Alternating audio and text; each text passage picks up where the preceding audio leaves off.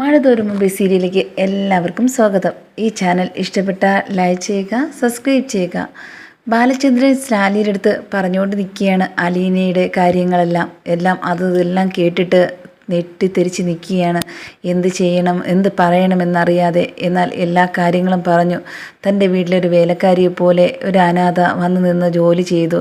പക്ഷേ തൻ്റെ ഭാര്യയ്ക്ക് അതിഷ്ടമില്ലായിരുന്നു എന്നും വൈജയന്തിക്ക് അതെല്ലാം പറയുന്നത് കേട്ടുകൊണ്ട് കണ്ണ് നിറഞ്ഞ് നിൽക്കുകയായിരുന്നു സ്റ്റാൻലി. എന്ത് പറയണം, എന്നാൽ എൻ്റെ മക്കൾ എങ്ങനെയാണ് ഇത് പ്രതികരിക്കുക എന്നൊന്നും എനിക്കറിയില്ല എന്ന് സ്റ്റാൻലി പറയുന്നുണ്ട്. എന്തായാലും തങ്ങളുടെ സ്റ്റോറിയല്ലേ ആ അലീന എന്ന് പറഞ്ഞ കുട്ടി. അതുകൊണ്ട് ആ കുട്ടിക്ക് അച്ഛനെ അത്യാവശ്യമാണ് ഇപ്പോൾ. അമ്മയാണെങ്കിൽ ഇപ്പോൾ തിരിച്ചറിഞ്ഞിട്ടുമില്ല. അതുപോലെ തന്നെ എന്ത് ചെയ്യണമെന്നറിയാതെ ആ കൊച്ച് എന്ത് ചെയ്യണമെന്നറിയാതെ നിൽക്കുന്ന ഒരവസ്ഥയിലേക്ക് പോയിക്കൊണ്ടിരിക്കുക.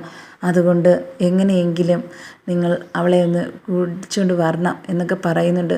ഇവിടെ തന്നെ അവളെ ഒരു രാജകുമാരിയെ പോലെ നിങ്ങൾ നോക്കണം നിങ്ങളെ മോളെ. എന്നാൽ അവിടെ ഒരു വേലക്കാരിയാണെങ്കിൽ ഇവിടെ അവൾക്ക് എല്ലാ രീതിയിലുള്ള സൗകര്യങ്ങളും നിങ്ങൾ ഒരുക്കണം. അതാ എൻ്റെ ആഗ്രഹം. അതുകൊണ്ട് മാത്രമാണ് ഞാൻ അവളെ അച്ഛനെ തേടി ഇവിടെ വരെ എത്തിയത്. അല്ലായെങ്കിൽ എനിക്ക് ഇതിൻ്റെ ഒരാവശ്യവുമില്ലായിരുന്നു എന്ന് പറയുന്നുണ്ട്. ഇത് കേട്ടിട്ട് സ്റ്റാൻലി പറയുക, ശരി, എനിക്ക് മോളെ ഒന്ന് കാണണം, എനിക്ക് കണ്ട് സംസാരിക്കണം. എനിക്ക് ഇത്രയും നാൾ എനിക്ക് അറിയില്ലായിരുന്നു അവൾ ജീവനോട് ഉണ്ടോ എന്നൊന്നും. എന്നാൽ ഇപ്പോൾ അറിഞ്ഞപ്പോഴത്തേക്കും എനിക്കിപ്പോൾ പ്രതികരിക്കാൻ പറ്റാത്തൊരവസ്ഥയിലേക്ക് പോവുക എന്നൊക്കെ പറയുന്നുണ്ട്. അങ്ങനെ വാക്ക് കൊടുക്കുന്നുണ്ട് ബാലചന്ദ്രന്, ഞാൻ വരികയും അതുപോലെ തന്നെ എന്തായാലും വന്ന് ഇങ്ങോട്ട് കൂട്ടിക്കൊണ്ട് വരികയും ചെയ്യുമെന്ന് ആ ഉറപ്പിന്മേൽ പുറത്തേക്ക് ഇറങ്ങുന്നുണ്ട് ബാലചന്ദ്രൻ. എന്നാൽ ആ സമയത്തൊന്നും എന്ത് ചെയ്യണമെന്നറിയാതെ ഓരോ കാര്യങ്ങൾ പറഞ്ഞ് എപ്പോഴും വഴക്കുണ്ടാക്കുന്നതും അതുപോലെ തന്നെ ദേഷ്യക്കാരനുമായ സ്റ്റാൻലി ഇവരുടെ മുന്നിലൊരു പാവത്താനെ പോലെ നിൽക്കുന്നത് കണ്ട് തന്നെയാണ് ഗംഗാധരൻ്റെ ഫോൺ വിളിച്ച് പറയുന്ന ആ സംഭവത്തിനോട് ബാലചന്ദ്രൻ ഉടനെ പറയുന്നുണ്ട്, നിങ്ങൾ പറഞ്ഞ ആളെ ഞാൻ കണ്ടു, പക്ഷേ ഭയങ്കര ദേഷ്യമൊന്നുമില്ല, ഒരു പാവത്താൻ എന്നൊക്കെ പറഞ്ഞിട്ട് ബാലചന്ദ്രൻ ആ വീട്ടിൽ നിന്ന് ഇറങ്ങുന്നുണ്ട്. ഉടനെ തന്നെ ഫോൺ കട്ടാക്കുകയും ചെയ്യുന്നുണ്ട്. എന്തായാലും അവൻ എപ്പോഴും പേടിപ്പിക്കാനായിരിക്കും എന്നെ വിളിച്ച് ഈ കാര്യങ്ങൾ പറയുന്നത് എന്ന് ഗംഗാധരൻ രാജീവിൻ്റെ അടുത്ത് പറയുന്നുണ്ട്. എന്തായാലും കണ്ടെന്ന് ഉറപ്പാണ്. ഇനി എന്നെ അറിയില്ല എന്ത് ചെയ്യണമെന്ന് ഗംഗാധരൻ രാജീവിൻ്റെ അടുത്തും ശിവൻ്റെ അടുത്തും പറഞ്ഞുകൊണ്ടിരിക്കുകയും ചെയ്യുന്നുണ്ട്. അങ്ങനെ ഗോവർദ്ധനും അലീനയുടെ കാര്യങ്ങൾ കേട്ട് ഞെട്ടി നിൽക്കുകയാണ്. തൻ്റെ വീട്ടിലെ വേലക്കാരിയുടെ അച്ഛൻ ഇത്രയും സമ്പന്നനായ ഒരാളായിരുന്നോ എന്നൊക്കെ ചിന്തിച്ചുകൊണ്ട് പറയുന്നുണ്ട് ബാലചന്ദ്രൻ്റെ അടുത്ത്. എന്നാലും നീയാണെങ്കിൽ എവിടെ പോകണമെന്ന് പോലും എൻ്റെ അടുത്ത് ഒരു വാക്ക് പറഞ്ഞില്ല. ഒരു വിനോദയാത്രയ്ക്കാന്ന് പറഞ്ഞിട്ടാണ് പോയത്. പക്ഷേ ഇന്ന് ഇവിടെ എത്തിയപ്പോൾ തന്നെ എനിക്കത് മനസ്സിലായി, നിൻ്റെ ആ ഒരു കൊച്ചിനോടുള്ള സ്നേഹം എന്ന് പറയുന്നുണ്ട്. എൻ്റെ മകളായിട്ട് തന്നെയാണ് ഞാൻ നോക്കിയത്. പക്ഷേ എന്നെ അച്ഛാന്ന് വിളിച്ച ആ നിമിഷം മുതൽ എനിക്കാണെങ്കിൽ ആ വൈജയന്തിയോടുള്ള വെറുപ്പ് എനിക്ക് അലീനടുത്ത് കാണിക്കാൻ പറ്റിയില്ല. അതാ ഒരു സത്യം എന്ന് പറയുന്നുണ്ട് ഗോവർദ്ധൻ്റെ അടുത്ത്. അങ്ങനെ വീട്ടിലേക്ക് പോകുന്നുണ്ട് ബാലചന്ദ്രൻ. പോയപ്പോഴത്തേക്കും എല്ലാവരും സന്തോഷമായിട്ടിരിക്കുന്നുണ്ട്. അച്ഛനെ കണ്ടിട്ട് എത്ര നാളായിട്ട് ഞങ്ങളെല്ലാവരും നോക്കി നിൽക്കുകയായിരുന്നു എന്ന് പറയുന്നുണ്ട് കൃഷ്ണ. ആ സമയത്ത് ബബിത പറഞ്ഞു, ആ അച്ഛൻ വന്നല്ലോ, ഇനി അമ്മയെ കൂടെ എത്രയും പെട്ടെന്ന് നമുക്ക് ഈ വീട്ടിലേക്ക് കൊണ്ടുവരണം. അതിനെന്താ, അലീന പോയാലല്ലേ വരുമെന്ന് പറഞ്ഞിരിക്കുന്നത്. ഒരു കാര്യം ചെയ്യാം, അലീനയെ പോവാൻ വേണ്ടി തീരുമാനിച്ചെന്ന് നിൻ്റെ അമ്മയെ ഒന്ന് അറിയിക്കുക എന്നൊക്കെ പറയുന്നുണ്ട് ബബിതയുടെ അടുത്ത്. രോഹിത് പറയുക, എന്താ ഇപ്പോൾ അങ്ങനെയൊക്കെ പറയാൻ കാരണം, അച്ഛൻ എന്തോ ഒരു ഉദ്ദേശത്തോടെ പറയുന്നതെന്ന് മനസ്സിലാവുന്നുണ്ട് എനിക്ക് എന്നൊക്കെ പറയുന്നുണ്ട്. അത് നിങ്ങളെ തോന്നല, ഞാൻ വേറൊന്നും ഉദ്ദേശിച്ച് പറഞ്ഞതല്ല എന്ന് പറയുന്നുണ്ട്. അങ്ങനെ ഭയങ്കര സന്തോഷത്തോടെ അടുത്തേക്ക് പോകുന്നുണ്ട്. അച്ഛന്ന് വിളിച്ചിട്ട് പോകുന്നുണ്ട് അലീന. ആ സമയത്ത് അലീനയെടുത്ത് ഒരു വാക്ക് പറയുന്നുണ്ട്, നിന്നെ ഞാൻ സുരക്ഷിതമായ ഒരു കയ്യിൽ തന്നെ ഏൽപ്പിക്കാൻ പോകുന്നത്. അതുകൊണ്ട് എനിക്ക് വിഷമമില്ല, നീ ഇവിടെ നിന്ന് പോയാലും എനിക്കൊരു ദുഃഖവുമില്ല എന്നൊക്കെ പറയുന്നുണ്ട്. എന്നാൽ ഈ കാര്യം അറിഞ്ഞാൽ ഞാൻ ഈ വീട്ടിൽ നിൽക്കില്ല, അത് ഉറപ്പാ എന്നൊക്കെ പറയുന്നുണ്ട്.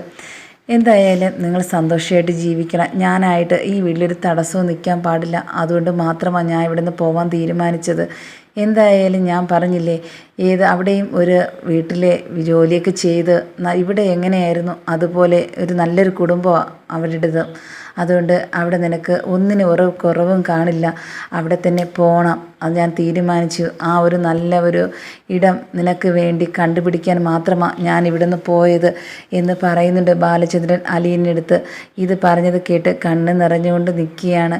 അപ്പോൾ കൃഷ്ണ പറയുക, എന്താ അച്ഛൻ ഇങ്ങനെയൊക്കെ പറയുന്നത്? അച്ഛനും ചേച്ചി ഇവിടുന്ന് പോകുന്നതാണോ താല്പര്യം? അല്ല, പക്ഷേ നിൻ്റെ അമ്മയ്ക്ക് ഇവിടെ വരണമെങ്കിൽ ഇവിടെ നിന്ന് പോകണമെന്നാണ് പറഞ്ഞിരിക്കുന്നത്. അതുകൊണ്ട് മാത്രമാണ് ഞാൻ ഈ യാത്ര വരെ പ്ലാൻ ചെയ്ത് പോയത്. നിങ്ങളെ ഇത്രയും ദിവസം ഒറ്റയ്ക്ക് ആക്കിയിട്ട് എന്തായാലും പോയ കാര്യം നല്ലതുപോലെ നടന്നു. ഇനി ഒരു കാര്യം കൂടെ എനിക്ക് പറയാനുണ്ട്. രോഹിത്തിനടുത്ത് പറയുന്നുണ്ട്, നിൻ്റെ അമ്മയെ വിളിച്ച് കാര്യങ്ങളെല്ലാം പറയണം. എന്തായാലും ഇങ്ങോട്ട് വരാൻ വേണ്ടി പറയണമെന്ന് പറയുന്നുണ്ട്. അങ്ങനെ രോഹിത്ത് പറഞ്ഞനുസരിച്ച് കൃഷ്ണയും രോഹിത്തുമായിട്ട് ഫോൺ ചെയ്യുന്നുണ്ട്. അമ്മ എന്നാ ഇങ്ങോട്ട് വരുന്നേ? എന്തായാലും അലീന ചേച്ചി പോകാൻ വേണ്ടി തീരുമാനിച്ചിരിക്കുക. അതുകൊണ്ട് അമ്മ എത്രയും പെട്ടെന്ന് വീട്ടിലേക്ക് വരണം എന്ന് പറയുന്നുണ്ട്. ഇത് കേട്ടിട്ട് പറയുക വൈജയന്തി, ഞാൻ വരുന്നുവെങ്കിൽ അവൾ ആ പടി ഇറങ്ങണം. എന്നാൽ മാത്രമേ ഞാൻ അങ്ങോട്ട് കയറത്തുള്ളൂ. അല്ലാതെ അവൾ നിൽക്കി ആ വീട്ടിൽ ഞാൻ ഇനി ഒരിക്കലും കയറില്ല. അത് ഞാൻ ചെയ്തൊരു ശപഥമാണ് എന്നൊക്കെ പറയുന്നുണ്ട്. ഇത് കേട്ടതും കൃഷ്ണ പറയുക, അമ്മേ ഞങ്ങൾ പറഞ്ഞ് ശരിയാ. ഞാൻ ഈ അമ്മയുടെ ഒരു കാര്യം എനിക്ക് ഒന്ന് മാത്രമേ പറയാനുള്ളൂ. ഇനി എപ്പോഴും എല്ലാത്തിനും വഴക്ക് പറയുന്ന ആ സ്വഭാവം ഒന്ന് മാറ്റി വെച്ചിട്ടാണ് ഇങ്ങോട്ട് വരാൻ. അല്ല എങ്കിൽ എനിക്ക് വേറെ രീതിയിൽ പ്രതികരിക്കേണ്ടി വരും എന്ന് പറയുന്നുണ്ട്. നീ എന്താ ഇങ്ങനെയൊക്കെ പറയുന്നത്? ഇല്ല, ഞങ്ങൾ ഇത്രയും സ്നേഹിക്കുന്ന ആ ചേച്ചിയെ ഇവിടുന്ന് പറഞ്ഞയക്കാൻ ഞങ്ങൾ തീരുമാനിച്ചുവെങ്കിൽ ഞങ്ങൾ അമ്മയുടെ സ്നേഹം കൊണ്ടാണ്. അതുകൊണ്ട് തിരിച്ചു അമ്മ ഒരു പുതിയ ഒരു സ്ത്രീ ആയിട്ടാണ് ഇങ്ങോട്ട് തിരിച്ചു വരാൻ എന്നൊക്കെ പറയുന്നുണ്ട്. പണ്ടത്തെ പോലെ ദേഷ്യം പിടിച്ചോ അച്ഛനായിട്ട് വഴക്ക് കൂടുന്ന ആളായിരിക്കരുത്. എനിക്കത് മാത്രമേ പറയാനുള്ളൂ എന്ന് രോഹിത് പറയുന്നുണ്ട്. അങ്ങനെ എന്തായാലും ഞാൻ വരാം. അവളാണെങ്കിൽ എന്നെ പോകുന്നതെന്നൊക്കെ ചോദിക്കുന്നുണ്ട്. അത് നാളെ തന്നെ പോകാനാണ് തീരുമാനിച്ചിരിക്കുന്നത്. അവിടെ നിന്നാണെങ്കിൽ ഒരാൾ വരും കൊണ്ടുപോകാൻ വേണ്ടി. അതുകൊണ്ട് അമ്മ നാളെ തന്നെ വരണം എന്ന് പറഞ്ഞിട്ട് ഫോൺ വെക്കുകയും ചെയ്യുന്നുണ്ട്. അങ്ങനെ ബാലചന്ദ്രൻ ചോദിക്കുന്നുണ്ട്, നിൻ്റെ അമ്മയുടെ അടുത്ത് കാര്യങ്ങളൊക്കെ പറഞ്ഞോ? എന്ത് പറഞ്ഞു? വരാമെന്ന് പറഞ്ഞോ? ആ, വരാമെന്ന് പറഞ്ഞു. നാളെ തന്നെ അമ്മ വരും. അങ്ങനെ ബാലചന്ദ്രൻ വിളിച്ച് പറയുന്നുണ്ട് സ്റ്റാൻലിയുടെ അടുത്ത്, നാളെ തന്നെ വരണം ഇങ്ങോട്ട് അലീനയെ കാണാൻ എന്നൊക്കെ പറയുന്നുണ്ട്. അങ്ങനെ സ്റ്റാൻലി പറയുക, ഞാൻ തീർച്ചയായിട്ടും വരും, എനിക്കെൻ്റെ മകളെ കാണണം എന്നൊക്കെ പറഞ്ഞിട്ട് ഫോൺ വെക്കുകയും ചെയ്യുന്നുണ്ട്. എന്നാൽ ഈ കാര്യം ബാലചന്ദ്രൻ അലീനയുടെ അടുത്ത് പറയുന്നില്ല. തൻ്റെ അച്ഛനാണ് വിളിക്കാൻ വരുന്നതെന്നുള്ള സത്യം. അങ്ങനെ രാവിലെ ആവുകയും ഇന്നത്തെ പോലെ അടുക്കളയിൽ കയറി ജോലിയൊക്കെ ചെയ്യുന്നുണ്ട് അലീന. അങ്ങനെ എല്ലാവർക്കും കാപ്പിയൊക്കെ കൊണ്ട് കൊടുക്കുന്നുണ്ട്.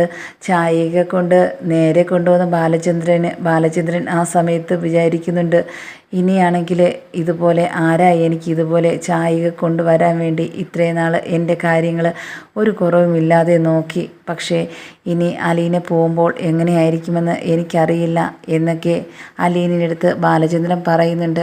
അതിനെന്താ, എനിക്ക് എപ്പോഴും വേണമെങ്കിൽ ഇങ്ങോട്ട് വരാമല്ലോ. ആ സ്വാതന്ത്ര്യം എനിക്ക് ഉണ്ടല്ലോ അല്ലേ?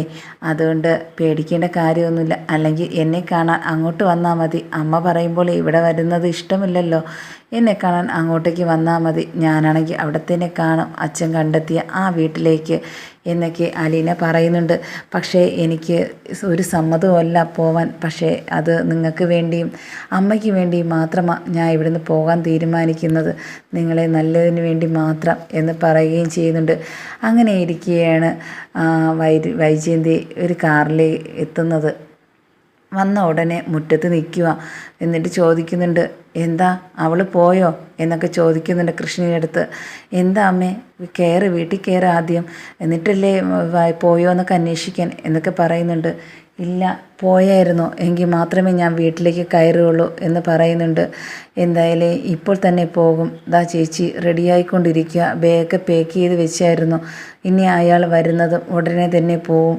അതുകൊണ്ട് അമ്മ ഇനി പേടിക്കേണ്ട ആവശ്യമില്ല. അമ്മയ്ക്ക് ഇപ്പോൾ വീട്ടിൽ തന്നെ കയറാം എന്നൊക്കെ പറയുന്നുണ്ട്. ഇല്ല, ആ വീട്ടിൽ നിന്ന് അവൾ ഇറങ്ങിയാൽ മാത്രമേ ഞാൻ കയറൂ. അത് ഞാൻ പറഞ്ഞ വാക്കാ എന്നൊക്കെ പറഞ്ഞിട്ട് അവിടെ തന്നെ നിൽക്കുന്നുണ്ട്. അങ്ങനെ ബാലചന്ദ്രൻ പുറത്തേക്ക് വരുന്നുണ്ട്. ആ നീ വന്നോ? എന്താ ഇപ്പോൾ വരാൻ കാര്യം? അലീന പോകുന്നത് കൊണ്ടാണോ? പക്ഷേ നീ ദുഃഖിക്കേണ്ടിയിരിക്കുന്നു. ഇനിയാണ് നീ ദുഃഖം കാണുന്നത്. ഞാൻ കണ്ടത് ചിരിക്കും. എനിക്ക് സന്തോഷം മനസ്സിലാവുന്നത്. നിനക്ക് എൻ്റെ സന്തോഷം എന്താണെന്ന് നീ കാണാൻ പോകുന്നതേ ഉള്ളൂ എന്നൊക്കെ പറയുന്നുണ്ട്. ഞാൻ എന്തിനാ ദുഃഖിക്കുന്നത് എന്നൊക്കെ ചോദിച്ച് വൈജയന്തി അലീനയെടുത്ത് നോക്കിക്കൊണ്ട് ദേഷ്യത്തിൽ നോക്കുന്നുണ്ട്. ഈ സമയത്ത് ബാലചന്ദ്രൻ പറയുക, എന്താ ഞാൻ പറഞ്ഞ നിനക്കൊന്ന് മനസ്സിലായില്ലേ? ഇനിയാണ് നീ കരയാൻ പോകുന്നത് വൈജയന്തി എന്നൊക്കെ പറഞ്ഞിട്ടിരിക്കുമ്പോഴത്തേക്കും കാറ് വരുന്ന ശബ്ദം കേൾക്കുന്നുണ്ട്. ഉടനെ ബാലചന്ദ്രൻ ഞെട്ടി നോക്കുന്നുണ്ട്. അങ്ങനെ അത് ആരാണെന്ന് മനസ്സിലായോ എന്ന് ചോദിക്കുന്നുണ്ട് അലീനയുടെ അടുത്ത്. അലീന പറയുക, ആരാ? ഇതാ ഞാൻ പറഞ്ഞ ആൾ നിന്നെ പോകാൻ വന്നതാ എന്ന് അലീനയുടെ അടുത്ത് ബാലചന്ദ്രൻ പറയുന്നുണ്ട്. ഇത് കേട്ടിട്ട് നോക്കി നിൽക്കുക എല്ലാവരും. ബബിത, കൃഷ്ണൻ, രോഹിത് എല്ലാവരും. അതുപോലെ തന്നെ ആ കാറിലേക്ക് കണ്ണുനിട്ട് നോക്കി നിൽക്കുക. ആരാ ഇനി ഇവളെ കൊണ്ടുപോകാൻ വരുന്നതെന്ന് വിചാരിച്ച് വൈജയന്തി. അങ്ങനെയാണെങ്കിൽ വന്ന് ഇറങ്ങുന്ന ഒരു സീനുണ്ട്. അങ്ങനെ വന്ന് ഉടനെ തന്നെ ഇറങ്ങുന്നുണ്ട്. അത് കണ്ടതും ഉടനെ തന്നെ വൈജയന്തിയാണ് ഞെട്ടിത്തരിച്ചിങ്ങനെ നിൽക്കുക. എന്താ എന്നൊന്നും പറയാൻ പറ്റാതെ. എന്നിട്ട് നോക്കുന്നുണ്ട് പരസ്പരം അങ്ങോട്ടും ഇങ്ങോട്ടും. അതുപോലെ തന്നെ സ്റ്റാൻലി നോക്കുന്നുണ്ട് വൈജയന്തിയെ. എന്നാൽ രണ്ടുപേർക്കും എന്ത് പറയണം എന്നറിയാതെ രണ്ടുപേരും ഒരു ഞെട്ടലോടെ നിൽക്കുകയാണ്.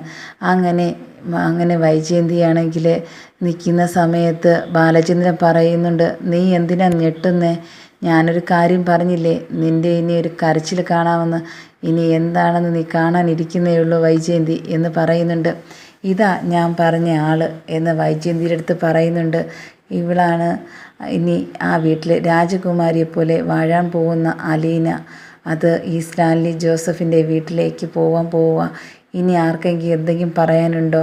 നിനക്കെന്തെങ്കിലും പറയാനുണ്ടോ വൈജയന്തി എന്ന് ചോദിക്കുന്നുണ്ട്. ഒന്നും പറയാനില്ലാത്തതുപോലെ ഭയങ്കര ദേഷ്യമൊന്നും പറയാൻ പറ്റില്ല എന്ന ഒരു വല്ലാത്തൊരു ഭാവത്തിൽ നിൽക്കുന്ന വൈജയന്തിയാണ് കാണാൻ കഴിയുന്നത്. എന്നാലും അപ്പോൾ തന്നെ ഉടനെ തന്നെ പറയുന്നുണ്ട്, ഇനി ആ വീട്ടിൽ കൊണ്ടുപോകും ഞാൻ എൻ്റെ മോളെ. ഞാൻ കൊണ്ടുപോവുക തന്നെ ചെയ്യും എന്നിങ്ങനെ പറഞ്ഞ് കേട്ടത് ഞെട്ടുന്നുണ്ട് വീണ്ടും വൈജയന്തി. തൻ്റെ മകളോ? എന്നാൽ എൻ്റെ മകളല്ലേ എന്ന് വിചാരിക്കുന്നുണ്ട് മനസ്സിൽ. എന്നിട്ട് അലീനയെ സൂക്ഷിച്ച് നോക്കുന്നുണ്ട് വൈജയന്തി. അതുപോലെ തന്നെ ആദ്യമായിട്ട് കാണുന്ന അലീനയെ സൂക്ഷിച്ച് നോക്കിക്കൊണ്ട് സ്റ്റാൻലി ജോസഫ് അടുത്തേക്ക് പോകുന്നുണ്ട്. അടുത്തേക്ക് പോയി പെട്ടെന്ന് തന്നെ വന്ന് തലോടുന്നുണ്ട് തലയിൽ. എൻ്റെ മകൾ മാത്രമാണ് നീ.